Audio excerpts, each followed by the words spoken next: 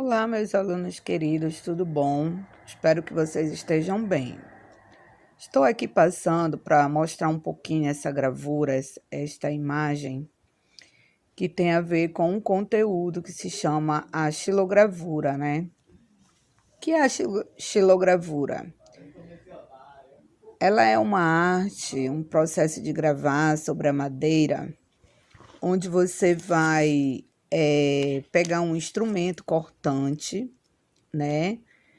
E aí você vai emitir diversos tipos de texturas, né, formas na madeira, onde você vai trabalhar linhas, riscos, retiradas, né, com camadas mais espessas, mostrando um pouco toda essa questão do trabalho de uma composição como um todo, certo?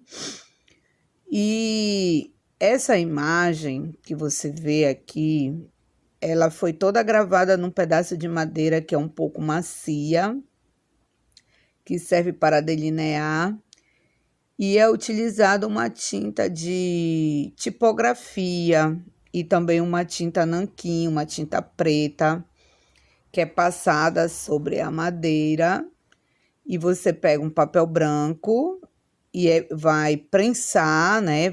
Vai pressionar em cima dessa madeira e o desenho vai ser totalmente impresso de uma forma onde você vai perceber o detalhamento da imagem entre o claro e o escuro. Essa tipografia ou xilogravura é uma técnica feita na madeira. É uma arte que acabou se tornando uma espécie também de estamparia, dependendo do contexto que a pessoa vai utilizar e o que ela vai desenvolver, né? Algumas regiões do nosso Brasil, principalmente no Nordeste, a xilogravura ela era utilizada para comunicar um acontecimento ou algo, ou satirizar a própria política, o próprio sistema do local. As primeiras xilogravuras são antiguíssimas, que retratam um pouco o período do século V e que foram usadas pelos persas, os povos armênios, os fenícios, até mesmo os egípcios e também os chineses, aproximadamente por volta do século VII.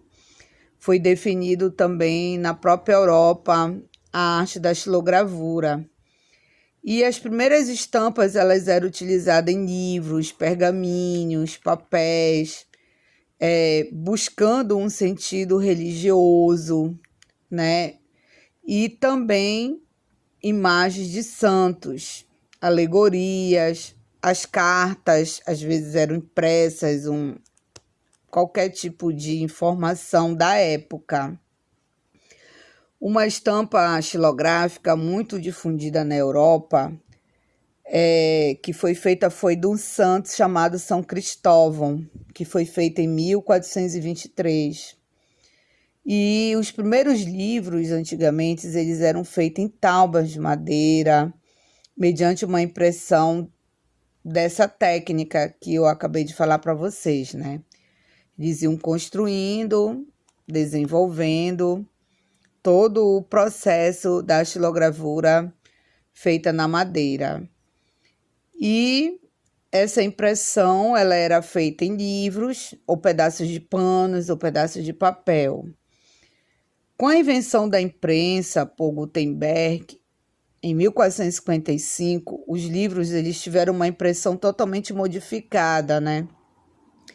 E aí a xilogravura passou a ser usada como uma expressão artística, às vezes num pedaço de couro, um pedaço de tela, num pedaço de tecido, enfim. E muitas vezes era utilizado para encontrar métodos e a utilização de alguns materiais que pudessem essas gravuras saíssem impressas nesses panos, nesses tecidos. Muitas vezes eles utilizavam fibras, eles colocavam também pedaços de troncos de árvores, e também utilizado em alguns metais que pudessem ser gravados, encauchutados, né, ou encalcados. Eles poderiam fazer também dessa forma aí.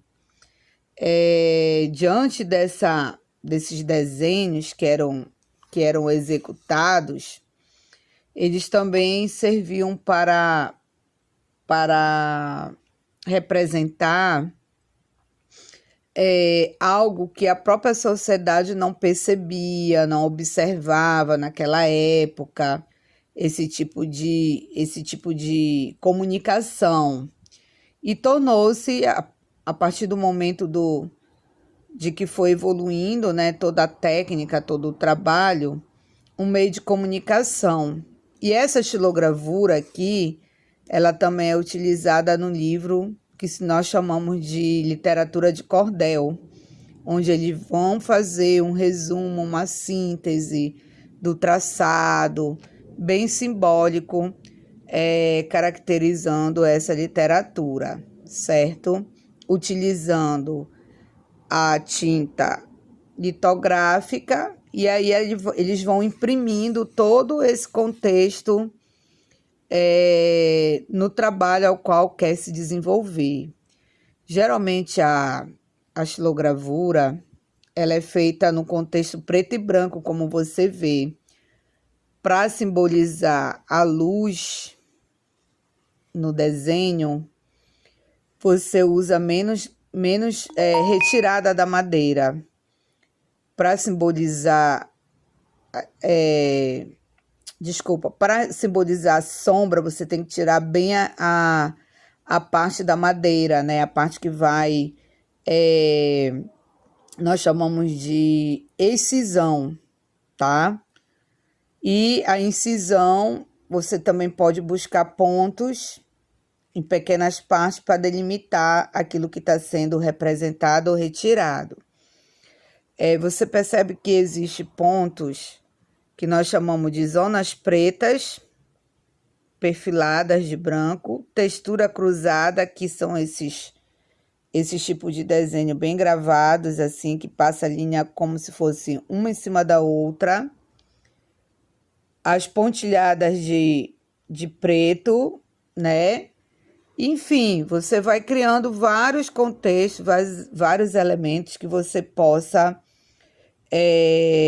definir a sua xilogravura, certo? Muito representada para informar algo, para simbolizar algo. Geralmente o desenho ele é bem simbólico, ele não é muito ele não é muito realista, ele vai simbolizar uma parte dessa imagem. Bom, o que você poderia fazer? Certo? Você poderia pegar um pratinho de isopor, cortar naquelas beiradas, ou deixar inteiro, dependendo. Você pega um lápis e você vai desenhando no lápis todinho. Não, o correto seria tirar essa borda com estilete. Nesse pedaço do fundo do prato, você vai fazendo o desenho. Suponhamos aqui o exemplo dessa casa. Você vai desenhar todinho no lápis, todinho o desenho. Tudo como você quer, que pode ser uma casa, pode ser uma árvore, pode ser um objeto, pode ser um símbolo com a letra do seu nome, dependendo do que você quer representar, certo?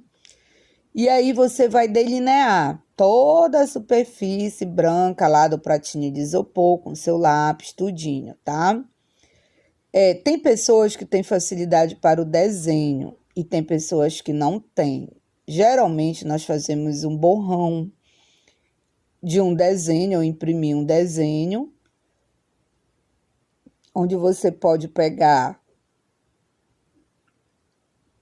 o papel carbono e riscar o desenho por cima dele, em cima do pratinho. E aí você vai o quê? Vai desenhando tudinho e vai ficar todo marcado o prato, certo? Quando você terminar o desenho. Agora, claro, né, que você vai desenhar, você não vai ficar balançando o desenho, né? Senão o desenho vai ficar todo imperfeito, né? Quando você não sabe desenhar, né? Que vai usar o carbono. E quando você sabe desenhar, não, você já tem uma firmeza na mão, você tem que ter uma concentração maior para que você possa desenvolver a xilogravura, tá? Quando você termina, você vai pegar a tinta nanquim com pincel, isso vem de qualquer papelaria, ou a tinta de tecido, tá? Onde você vai umedecer a ponta do pincel, vai passar na tinta preta, só para imitar. Aí você vai passar em cima do pratinho de isopor, todinho lá a tinta, pintando todinho lá. Aí você vai pegar um papel,